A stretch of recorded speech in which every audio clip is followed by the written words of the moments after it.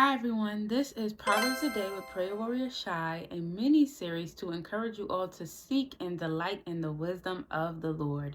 Now today we are in Proverbs chapter 6. This chapter talks all about the warnings against acts of folly that the Lord would have us not walk in, right? And so the first thing that the chapter talks about is cautioning us against rashly taking on the debt of another, and how if we do so, we will have to go to lengths until that debt is paid off, right? The Lord takes that very seriously when we take on the debt of another. Further, the chapter gives us a rebuke on slothfulness, aka laziness, right? And how if we look to the ant who has no Lord, or anyone telling the ant to do the work that it needs to do, the ant is hardworking and also has discipline, right? The chapter then further talks about the character and the fate of a malicious and a mischievous man.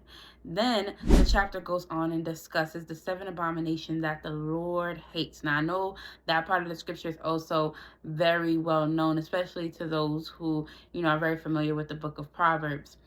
Further, the chapter discusses about keeping the Lord's commandments and making sure we keep it familiar with us, and also warning us further against the sin of adultery.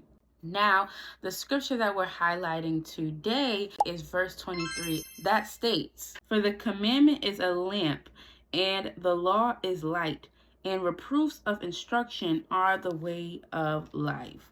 Now, what this scripture is letting us know is that the instructions and commandments and law of the Lord that He has given us gives us direction for our life and also discovery, as it reveals the truth to eternal certainty and leads us into the paths of life. And it gives us the understanding that if we apply the wisdom of God in our lives, we're going to see the evidence, right? If you apply it, you're going to see the goodness of applying the wisdom of God. So basically put it, there's proof in the pudding. I want to encourage you all, comment below which verse stood out to you in this chapter.